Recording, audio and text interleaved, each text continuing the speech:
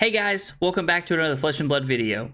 This video is proudly brought to you by the House of Cards, the official sponsor of my stream. Be sure to check out the link in the description below for all of your Flesh and Blood needs. US Nats is right around the corner, and one of my top picks is looking like Azalea. Azalea offers very fun play patterns, but she also has extremely powerful things that she can do against most heroes in metagame. Azalea versus Nu offers a very interesting matchup because both Nu and Azalea are looking to disrupt their opponents. Nu has multiple cards that allow her to disrupt your hand, the top of your deck, and your arsenal, which can take a lot of tempo from her opponent. Azalea has a lot of disruption with cards like Red in the Ledger, Remorseless, and Seek and Destroy that can also take tempo back in Azalea's favor. The other big piece that Azalea really has going for her in this matchup is the fact that she's throwing a lot of damage. On any good turn, Azalea might throw 11 to 14 points with the disruptive piece, and that can be a lot to handle. Thanks for stopping by, guys. I hope you enjoy the match. Okay, we're playing against Nu, and I have to say this is the first time I've played against a Nu and they've opened Black Tech Whisperers. I think that's pretty interesting. I don't think it's bad. I just think it's cool to see people trying different things that I haven't really seen to this point. So I'm kind of excited to see how it plays out during this game. Because I've heard a couple of people, you know, I've streamed Nu a couple of times, and a couple of times that I've done it, people have mentioned playing Black Tech Whisperers to me, and I've never really considered it. Not for a bad reason, just because like I'm not really working on Nu too much. So activate Mask with the Inner Chi, and then I guess we'll banish the Spire Sniping. I would rather keep the Amplifying Arrow. I think that's a better keep for me. And then they're gonna activate Nu. I was like, there are literally like 3 blue cards in our deck, and we have one of them in our hand. So Nu's ability is probably not gonna get used a ton this game, I wouldn't think. So we're hoping to draw a buff. We'd like to be able to dominate a red here. So we don't really have anything we want to codex back. So I think what we're gonna do is we're gonna go find a Red in the Ledger. We will load in the Codex. We'll activate Azalea. There's no reason to give this a counter. We'll go Lace with Bloodrot, and then we'll go 8 Dominate, and hope that we can punch through here. Now, they might have a defense reaction. They might not. Just kind of depends. Okay, so we do get to punch through here, which is pretty good for us. Unfortunately, we don't get to walk away with an arsenal. I would have liked to have seen a Premeditate, but, you know, again, beggars cannot be choosers. I think we'll take 4 here. We don't have an arsenal that we're trying to protect, and I think just taking 4 is fine. I hate to give them an extra card, but we're going to try and throw Bolt and Shot and Drill Shot here in the same turn. So we're going to pitch Amplifying Arrow to load the Bolt and Shot. I don't really want to Rain Razors here. All right, I'm sorry, I don't really want to Azalea here, so I guess we're just going to attack and see how they block. We'll try to use the Rain Razors to push over some damage and then throw the Drill Shot following this. Also kind of depends on if they have a defense reaction or not. I think if they're willing to just give me 2 cards like this, I think I'm okay with that. I think I am pretty okay with that. Like I'm not gonna try and make anything happen here. I don't want to use Bullseye Bracers. So I'm okay with them just blocking for 2 cards. I think that's fine. And then we'll arsenal the Drill Shot, I guess, is a better card to arsenal, just in case they're on Warmongers. Not a super likely chance that they are, but just in case. This is a good hand because it's also okay for me to just, like, if they have an arsenal disruption piece, like if they have a CNC or another Leave No Witnesses, it's actually just okay for me to say no blocks here, and keep my hand to try and apply pressure. So this is probably just going to be for 3, right? Like there's no reason to block this. Yeah, we'll just say no blocks here. They could have, they could have a Venomous Bite or a Hiss to make this for 6. Or I guess actually they could make it for 8 if they wanted to, but they'd rather arsenal the They'd rather arsenal the go again card, which makes sense. They undid, so I assume they're okay. They're gonna flick knives. That's aggressive. What is Orbitoclast? With one or more non-attack action cards. Okay, so our opponent has multiple daggers in their deck, and they're trying to get a couple cards off the top of our deck here. We need a turn where we can really try to establish like presence here and be in like a winning, put ourselves into the driver's seat for the game. Okay, so let's start by opting, seeing what we find here. Red in the ledger is pretty solid. I'm pretty incentivized to keep that on top, I think. Thought I clicked on Azalea, I must not have. There are 0 reasons to give this an aim counter. So we're going to not put an aim counter on it, play Premeditate, and then we're going to pitch the Spire Sniping to throw red in the ledger. And then this might be a Snapdragon Death Dealer turn to hope that we find another pump on top of the deck. I'd like to make our Rain Razors a 0 for 4 here instead of a 0 for 2. I think that would be the most efficient turn that we could have here, getting value out of our Rain Razors and throwing multiple arrows here.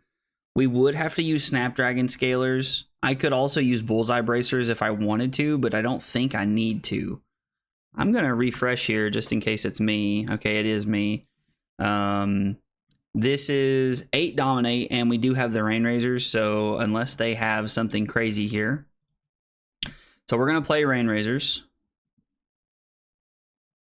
And then I guess we're going to play Snaps here too, just to try and like really push a lot of tempo this turn. Okay. So Sink Below from hand. I assume they take 6 after this. We create a Ponder. They now have the red in the ledger text, which works for me. We activate Death Dealer.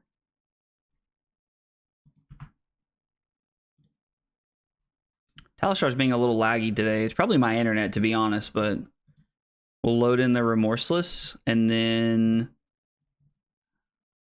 yeah, we'll use Tunic because arsenaling the Bolt and Shot is a pretty good one to arsenal, so I like having that in our arsenal. It would have been ideal for us to actually, it probably would have been ideal for us to have this in our hands, that we could throw it for 5 and then potentially Bullseye Bracers in the Remorseless. But again, we're trying to do what we can here. Let's see what we ponder into. We'll definitely arsenal the Bolt and Shot for a potential go again hand next turn. I think that's going to be way better for us.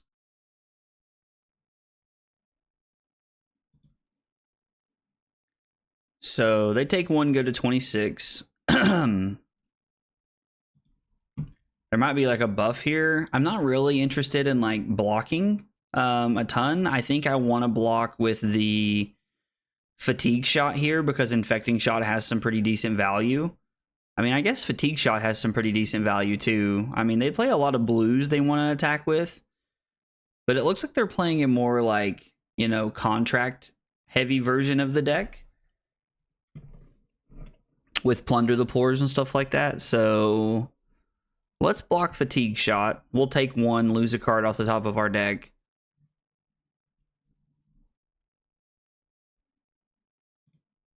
Okay. I mean, red in the ledger is active here. You can give it go again all you want. It doesn't matter.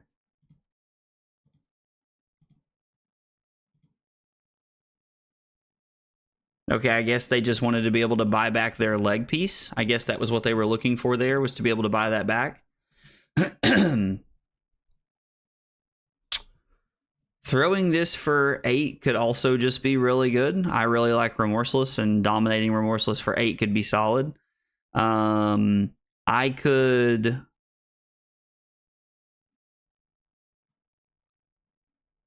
So we can leave this on top, Azalea, play Lace, pitch the Nock to come in for 8 dominate with the Remorseless. We also have the option of putting this on the bottom, playing Lace, attacking for 6, activating Death Dealer, and then throwing the Infecting Shot. I think that's a better play. So let's put this on the bottom. We're going to play the Lace with Bloodrot. We're going to attack for 6. That's one of the things that I really like about Azalea is like the intricate like play lines you get. There's a lot of different options, and like you generally there's a lot of like routes you can take every turn, which I think are pretty cool. I'm not really interested in reloading here, to be honest. We're going to pitch the Nock to load the Infecting Shot. And then, I mean, this is for 8. I kind of like throwing this at them. Let's put this on the bottom. And let's attack them for 8. On hit, you get another Pox token. So it's just damage here, but still, it's a pretty good turn. And it's kind of weird, but putting ourselves in a position where we don't have an arsenal against the assassin class is actually pretty good. Oh boy. Well, that's not good. That is not good at all.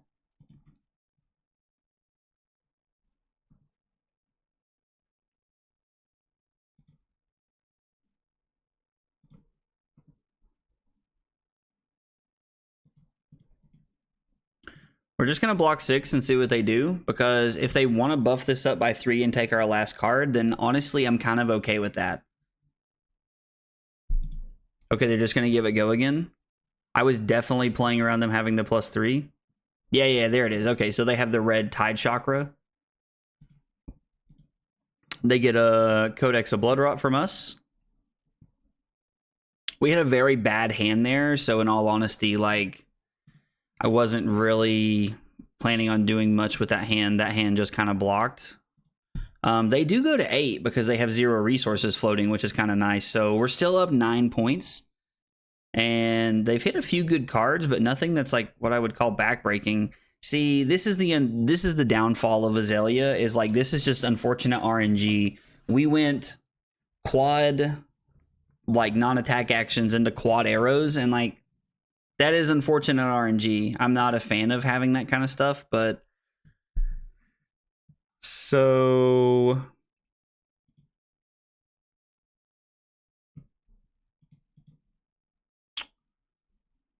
I mean, I guess we can just block with double bolt and shot, right?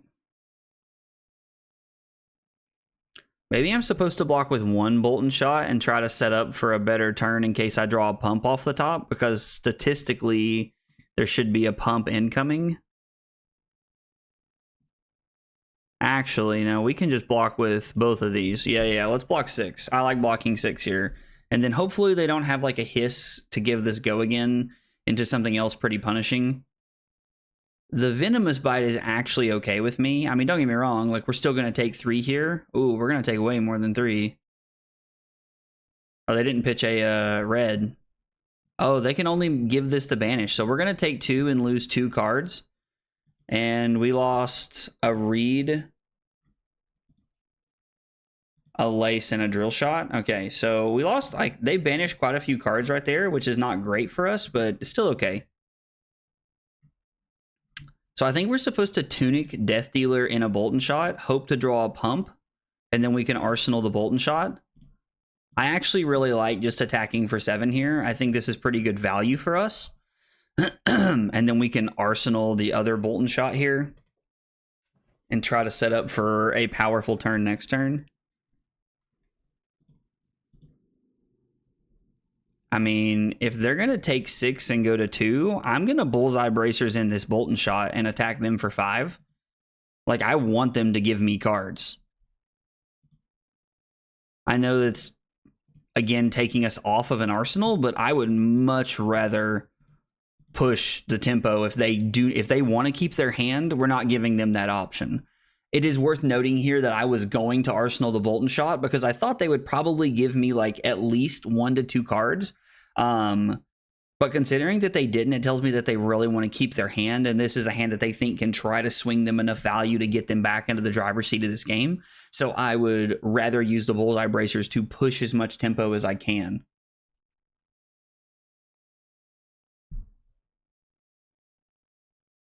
Now they're trying to figure out how to block. It's probably a card in Mask of Recurring Nightmares, if I had to guess. It's very possible that Mask of Recurring Nightmares was part of their like ultra combo plan this turn. So they give me a Codex and Mask of Recurring Nightmares, and they go to 1. So now we have to figure out how to take at least 2 or 3 cards out of their hand next turn. I mean, this hand's great. I just need there to not be a Surgical. They've pitched a Surgical and they've played a Surgical. So I need there to not be another Codex here. Ooh, I wonder if it wasn't that they didn't want to keep their hand, but maybe that their hand didn't block. That would be a spicy meatball.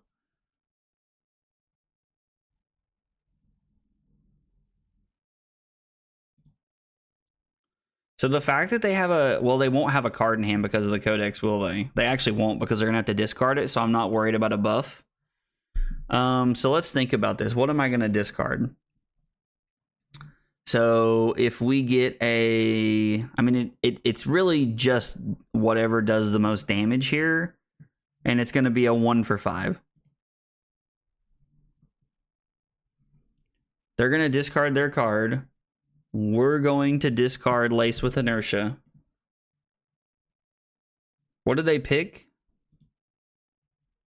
Surgical Extraction? I mean, that's actually okay with me.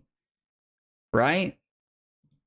Because this blocks 2, and then we give you both of these. So we get to kind of like keep our hand here.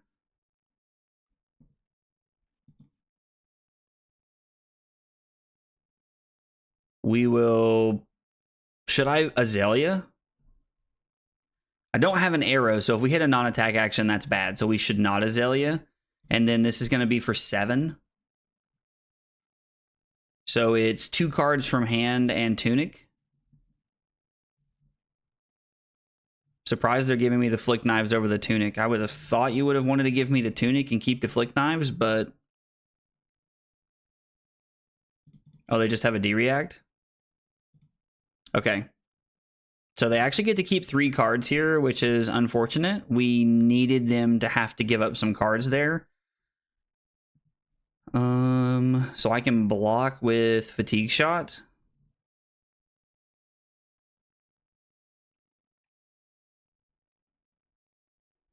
And then actually we can block with Drill Shot. Okay, or it's another Codex. We definitely have some 0-cost arrows we can get. So they have Surgical. They're going to discard a card and then pitch a card to play it. So let's think about this. We need to... So I need to... If I get an Endless Arrow, I can play Lace with Bloodrot and come in for 6. Discarding the Drill Shot. And then it's... Curious to see what they discard here. That is the last Codex they have, so that's kind of good for us knowing that they like literally just can't have any more. We discard a Drill Shot.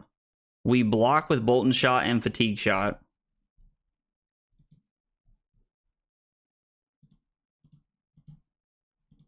Cover this up.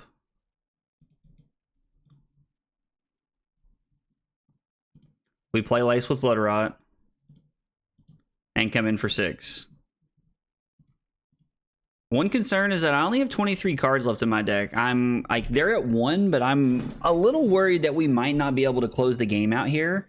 I mean, they have thrown the same Surgical Extraction at us like 2 turns in a row, so it's kind of required us to block a little bit here, but we've done a pretty good job at forcing their Arsenal Disruption effects to not be super effective, which is something that I think you have to consider when you're playing Ranger a lot.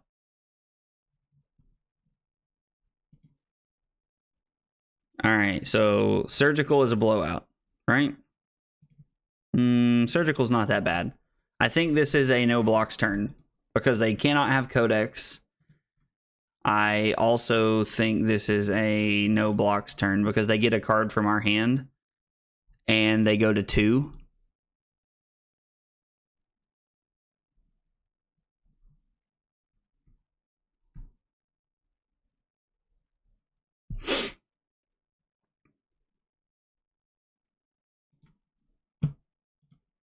Okay, so they actually, I forgot they get to take a card from our hand as well, which is a little depressing, but that's okay. Oh, God. How many defense reactions have they played? 2? So if I knock, a 1 for 5 doesn't do it here. So our best play is just to activate Death Dealer with the red in the ledger, draw into a Premeditate, which is pretty solid, and then we can threaten 10 points here. They know we have the Rain Razors. They know we have the Rain Razors, and they could technically take some damage here if they wanted to actually give us the Ponder. I don't think that would be a good decision for my opponent, but they could if that's what they wanted to do. I mean, if you block like this, I am going to play the Rain Razors. If you have the defense reaction, you have the defense reaction, but like this is a good Rain Razor spot for me.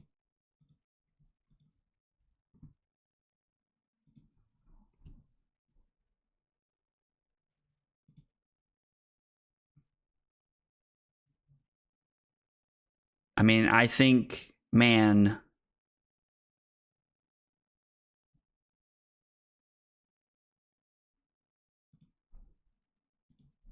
we have to hope there's not a buff in their arsenal. You arsenaled a blue shred. I feel like that is wrong on every level. And they're going to take our Endless Arrow. Yep. And now we can do nothing. I mean, I guess we can Azalea, right? So maybe I'm not supposed to block there.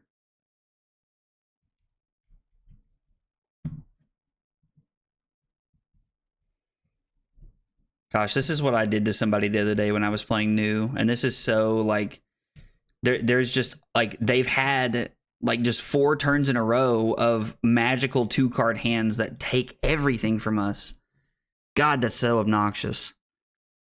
I mean, I think we have to Azalea, right? We just have to Azalea and hope it's a arrow. Did that just win us the game? I mean, it's 8, so it didn't win us the game on the spot, but this is very good for us. Man, us hitting right there is very solid.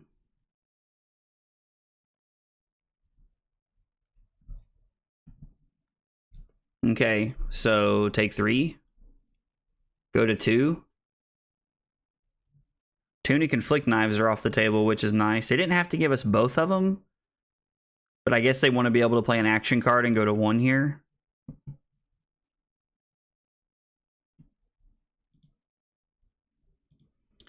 So if I give them 2 cards,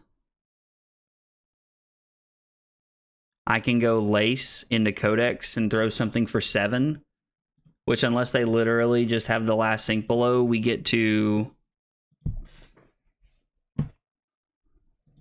Are there any Bolton shots left in my deck? Let's count them here. I don't think there are, but I'm going to count them because if we can draw into a Bolton shot, then that's awesome. We have 1, 2, 3, 4, 5 Bolton shots, and I dare say they banished one of them. Yeah, so we're out of Bolton shots. I think we have to block like this. We needed one of these arrows to be a buff. Yeah, I don't really care that they're gonna, like... Okay, yeah, they're just wanting to get back a blocking point here, which makes a lot of sense.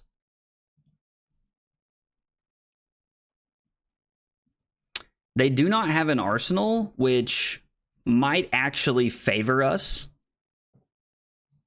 Because if they're forced to give us 3 cards here, There's a lot of value for us. And there are buffs left in our deck, so I mean, it's not like we just don't have anything. I mean, we have to get a 0 cost, right? Like there's no option. We don't have the tunic to throw, so we're gonna have to get a Endless Arrow. So Endless Arrow is gonna be for 7. I'm curious to know what they get back. It can't be Surgical because they have to block with all 3 cards. They get back Leave No Witnesses, which is kind of what I thought they would get back. They're going to give us all 3 cards here, which I love to see. This is probably our last chance at winning the game right here. I don't even know if I want to Arsenal this. I think I'm okay with it, though.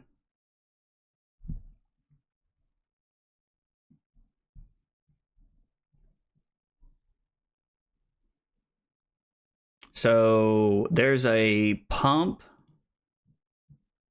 and I think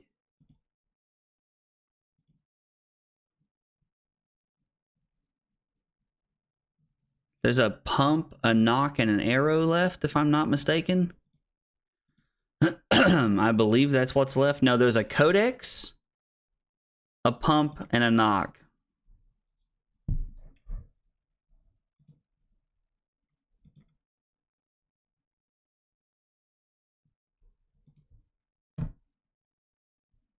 I mean, I could block here.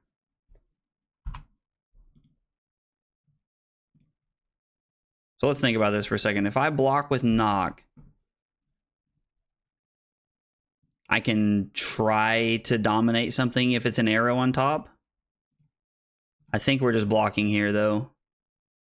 And we have to try to end the game this turn. Ooh, I can't. I was not considering that as an option. So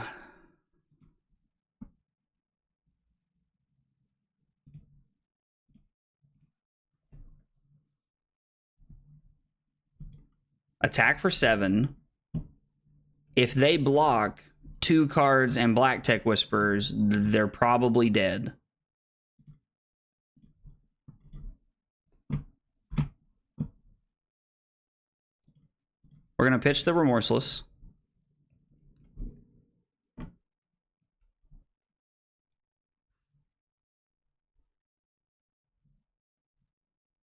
We're attacking for 7. They're probably counting to see how many Rain Razors we have left. Let's see what they... I mean, we know this is it, but I'm just like... I'm curious to know if they can... Yeah, they see the other 2, so they know there's 1 left. I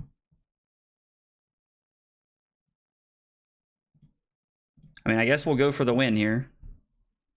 Hope they don't have the last Sink Below. I was like, I assume they do, though, considering how they set that up.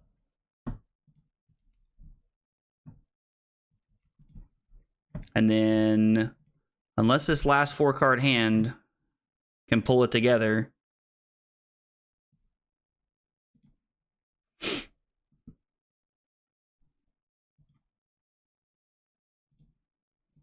Okay, so it's Remorseless. We draw nothing.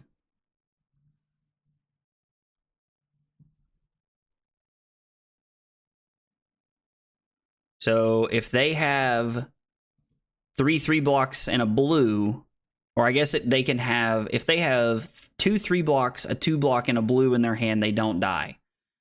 But there is a combo of cards that they could have that could allow us to win the game with the Codex of Bloodrot here.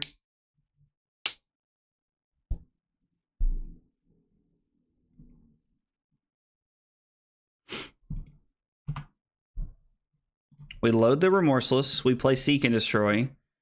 We do, unfortunately, have to play the Codex of Bloodrot now because we don't have another option. We don't have like another time of when we can actually get them with the value off of it. And we come in for 8. So we'll see what they have here. This has been a really good game. I mean, that could have been their blue.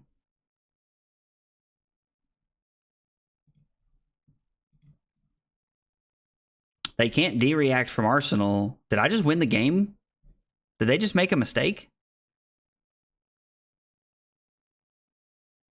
Yeah. Oh, so they had to.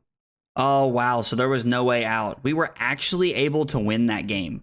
13 turns, took us about 30 minutes, and because they had double Mystic Instance, we were actually able to close it out with the very last arrow we had. The game started off in a very positive way for us because my opponent chose to go first and they weren't able to push any damage, although they did get to gain a life, which was pretty cool. But then on my first turn of the game, I was able to throw Red in the Ledger for 8 Dominate with on-hit a Pox token. That's a pretty good start and really gave me a good look at tempo early on. Going into my third turn of the game, I actually took some damage and let my opponent throw their attacks at me and banish some cards, but I was then able to turn around and throw a Red in the Ledger for 10 Dominate, use Snapdragons to load in Remorseless and throw that for 7, and then Arsenal a Bolt Shot, giving me a lot of tempo and a lot of value by still keeping an Arsenal. Going into turn 6, I was looking to use Tunic to Death Dealer in a Bolt Shot, hoping to find a pump so that I could throw Bolt Shot for 7 and then Arsenal my next Bolt Shot. My opponent blocking with only Black Tech Whisperers and taking 6 made me think that maybe using Bullseye Bracers to throw the other Bolt Shot for 5, really like forcing a card from their hand. They had to give me a card from their hand and they gave me the mask and went down to 1, which it took me a while to actually get there from here, but I think this was a really big turning point in the game for my opponent and it gave me the position I needed to be able to win. At the very end of the game, my opponent had 2 no blocks in hand, which is one of the downfalls of running the Mystic Instant cards, but this actually allowed me to win the game because my opponent was not able to block out the full 8 from Remorseless and pay for the Pox token. There was a slim window that they had the opportunity to be able to do this, and I thought I was actually going to lose this game and I was going to get fatigued, but my opponent had the 2 Mystic Instants, which allowed me to push over the winning damage on the very last turn of the game. Guys, if you see anything you think I missed, let me know in the comments down below. I'd love to hear about it. If you enjoyed the video, be sure to like and subscribe for more content. Thanks for watching, and I'll see you next time. Take it easy, guys.